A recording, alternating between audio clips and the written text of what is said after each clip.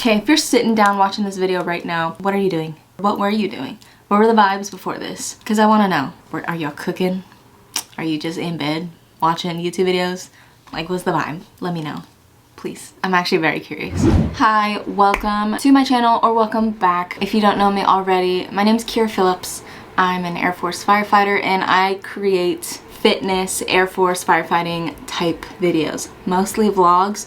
So this sit down video is a little bit weird for me, but I put out on Instagram and the YouTube post to ask me some questions. That way y'all could get to know me a little bit better. And y'all came through, y'all asked me some questions, and yeah, I'm gonna sit down here and answer them for you. So we'll just get right into it. This is so weird. I don't like doing these sit down talking videos. Anyways, let's just move on to the first question. This person asked me, in tech school for fire protection, which is my job that I do in the Air Force, was there such thing as having to drag like a 185-pound dummy? I'm gonna have to unlock my memory from 4 years ago, but I would say yes, but like not as hard as you think, maybe. The first time we did any type of dummy drags, I don't know why I did this, you do dummy drags. I think it was in like towards the beginning of tech school. We'll do actual drags and carries.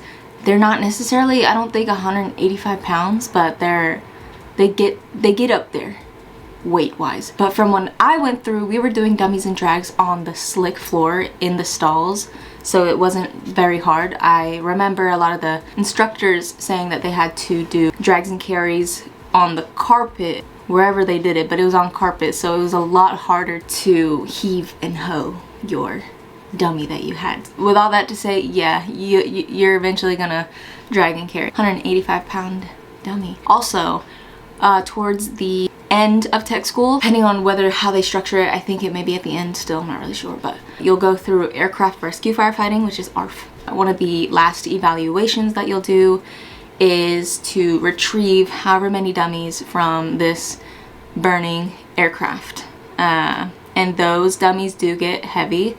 Once again, I'm not sure the exact weight, but some of them are heavy, some of them are light. I think they have a dummy that's like Big Red, and it's like one of their heavier ones. Not really too sure anymore because it's been a minute. Short answer, yes. Alright, next question. This person asked, your mom is so fit. What does she do for a living? My mom is a nurse. She is an RN and has been for the last, shoot, I don't know, almost 20 years, I want to say. Yeah, she is very fit. She's beautiful. I'll insert some footage here of her lifting. She is, I want to say, 49 years old. Yep, an RN. She's been doing CrossFit for a while now, so that's kind of where we all get our strength from, my family. But yes, that is my mother. And she is Japanese. If you didn't know already, I'm half Japanese, half white. And my mom's fully Japanese, and then my dad's white. And this is my dad. His name's Shane. Oh, my mom's name's Chie. Her maiden name was Kobayashi. And then this is my dad, Shane Kruger. He was prior Navy for, I want to say 22 or 23 years. And he was a firefighter for a portion of his career. And he is living happily retired with my mom in Texas right now. And my sister went off on Instagram. She said, what's it like to have a sexy younger sister? What's it like to be the lesser half? What's it like to be midget height? What's it like to have a dog that shits blood? Yeah, my dog has issues. We'll move on to the next question. Someone asked, how much fire knowledge did you know before going in? That much. I did not have any fire knowledge, nor do you have to. Yes, it would help. No, you do not have to know anything about firefighting before going in. You do go through tech school. They'll teach you the baseline of what you need to know, and then you'll keep progressing and learning about your career as you get to your first base and so on and so forth. But yeah, no, you don't have to know anything. I did do a few ride-alongs with my neighbor just to kind of get a feel of what it'd be like. I spent, I think, 12 hours, like 2 days, 12 hours with them, and ran a few calls with them, and yeah, just kind of saw what life was like as a firefighter. Someone said, haven't been able to watch your videos recently. I'm in tech school and have been super busy, but do you have any info of Fairchild, Washington base? I have been there. I've not been stationed there. I think it's a good base. I've heard only good things about Fairchild. Washington in general. I'm originally from Washington, if any of you knew. Or I came from Lake Stevens, Washington. Fairchild's, I think, or like 3 hours away-ish. I could be totally wrong. Yeah, I've only heard good things about Fairchild. Like, if you can handle the cold during the winter, I think you'll be fine, because yes, it's gonna rain a lot because it is Washington, but those days that it's sunny, it has to be one of the most beautiful states out there. I absolutely love Washington. If you can get through the rain, because it's probably gonna rain 90% of the time that you're there, and then the really cold winters, I think you can survive it, because Washington is so beautiful. It almost makes those kind of gloomy days worth it. But if you're the type of person that hates the cold, hates the rain, Washington might not be for you. So if you're going there, good luck. All right, someone asked, what are your hobbies outside of the Air Force, and do you plan to sign another contract? My hobbies. I have a lot of hobbies, I'll be honest, and I cannot hone down on just one or two. So, one, I like to work out. I'm sure a lot of us do. I CrossFit, and CrossFitting is not really just going there to just get your workout in. CrossFit's kind of like you're going to see your friends and your family and work out with them and be pushed by each other. So I love to work out. I'm currently signed up for a competition coming late September, I believe, and I'm a little bit nervous. I always compete with my friend. Her name is Christina Munoz, and she goes to the same gym I do. She always pulls me out of my little cave that I'm in, because I don't really like competing anymore. Like, I don't go out searching for competitions to do. She always just like finds these competitions and is like, do you want to compete? Usually I'm like, nah. But then she convinces me every single time. So this is what I think my third competition I'd be doing with her. She's a great partner. I don't know why she likes competing with me, I'll be honest, because I am very negative. I just complain a lot during competition, especially if I'm tired or I'm hurting. She'll know, okay? But she keeps coming back every time, so I'm not sure what it is. CrossFit for one. I love photography as well. I haven't really been very active with that lately, but I always come back to photography. I specialize in couples photography, so engagement shoots or just couples, just anything couples really. I love taking photos of. I just love getting those candid shots of love. So yeah. Reading. Literally probably like 2 years ago, I probably have not read more than 5 books in my life until 2 years ago. I follow this YouTuber, her name's Haley Pham. She kind of changes hobbies a lot like I do. Like she hones down on one for a little bit and then moves on to the next one. So I was watching her and we're somewhat similar in that way. So she got into reading and so did I. And man, this bookshelf did not used to exist 2 years ago. So that is one big hobby that I'm into now. I used to love reading romances. That's what I first got into, but now I like horror. Like, if it's a good horror book, then I love horror. I haven't really gotten into a lot of genres, but yeah, horror. I usually go for like nonfiction romances. They're getting a little too cheesy for me now. They're getting a little repetitive. So yeah, if y'all have any book recommendations, let me know. But nothing that's like crazy. Like, don't fucking recommend me Harry Potter, because I'm never gonna read that. I'm sorry. That's just too much of a commitment. Who knows though? Maybe I'll take a crack at it later in life. What's some other hobbies? I like to sing. I like to play the uke. I only know like 3 songs, but again, once I get into a hobby, I like really hone down on it and then I forget about it. But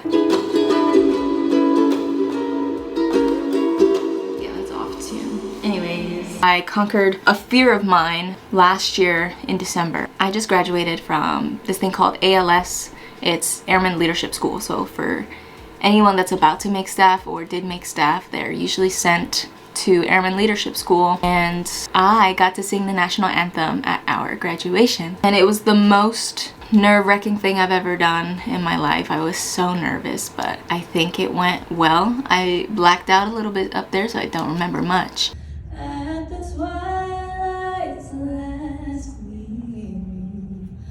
Whose broad stripes and bright stars through the perilous fight.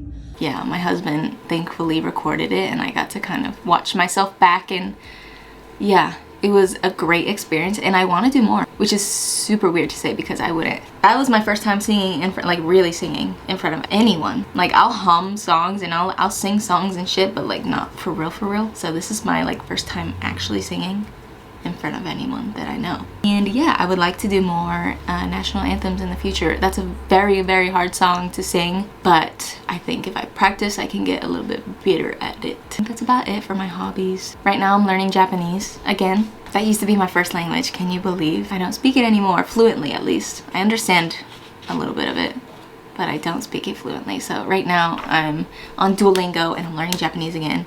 And right now I'm learning hiragana. They have 3 different written characters. So you know how in English we have the alphabet and that spells out all of the words you can ever think of in our vocabulary. Well, in Japanese, they have 3 different alphabets. I don't know why. I don't know why. So I'm starting out with hiragana because that seems to be the more easier one. I guess the easiest way to describe it is they have characters for syllables. So my name, I have 2 syllables, Kira. But in Japanese it's ki-ra. There's ki is a character and then ra is also a character. So that's how hiragana is. I just have to memorize these characters, and then once I do that, I'll start actually like learning the language. But it is fun that this is happening again because y'all, I cannot talk fluently to my grandparents because on my mom's side, they only speak Japanese. So my goal is me and my brothers and possibly my sisters. I think we're all gonna come together and learn Japanese again, is to speak to my grandparents before they fucking die. So, and then the second part of this question, do you plan to sign another contract? Short answer, yes. Long answer, I am planning to commission. I would like to be an officer. I do not have my degree yet, but I'm close. I think I'm a little over a year, but my 4-year contract is coming up in June, and I will be extending 1 year at least. I'm gonna try and keep going at it with my school. I know you can apply for OTS or some officer program a year before you complete your degree, so I'll for sure be in that window once this year goes by, and then yeah, we'll see what happens. I've been struggling lately as far as trying to find a program that would be good for me to try to become an officer, because there are not endless, but there are lots of programs to go from enlisted to officer, and it's extremely hard to hone down on because I just have a hard time making decisions because they all just seem like great options. So first I was considering the PA program, which is a physician's assistant, which is initially what I wanted to do before I even joined the Air Force. I was in college to be a physician's assistant. Then I went for nursing for like 2 seconds, and then I ended up enlisting. So PA and nursing have always kind of been an interest in the back of my mind, so they do have those programs out there for enlisted members to get paid to go to school and learn to be a PA or nurse. So they have those programs, but it's extremely difficult and long. It's a long process to try and apply for. So if y'all are interested, if y'all are enlisted already and trying to go officer, yeah, just look up all those programs out there. There's so many. I think what I'm gonna do is just try and complete my degree, or be within a year of completing my degree, and then just go the old-fashioned way and apply for OTS. Okay, another question said, what made you want to become a firefighter, especially in the Air Force? I don't really have a straightforward answer for this one. I never, I guess, wanted to be a firefighter. It was one of 2 choices as far as joining the military. So first and foremost, I just wanted to be in the Air Force. I was doing Air Force ROTC in college for a little bit, and that did not work out, so I did that for 2 years in college. And then I went back home and I ended up enlisting. That was just mostly what I wanted to do, is just be in the Air Force, but obviously you have to choose what job you want to do. So I said one was any medical job, really. I think my number 1 was like aerospace medical or something, and then my number 2 was firefighting. I was in the DEP program. Basically, it's this program where you're just meeting up with your recruiter and these group of other people that are also enlisting, and you kind of just check in, make sure you're on weight, make sure you're, you know, starting to learn these Air Force terminologies and stuff. And so I was in the DEP program, I want to say for 2 or 3 months.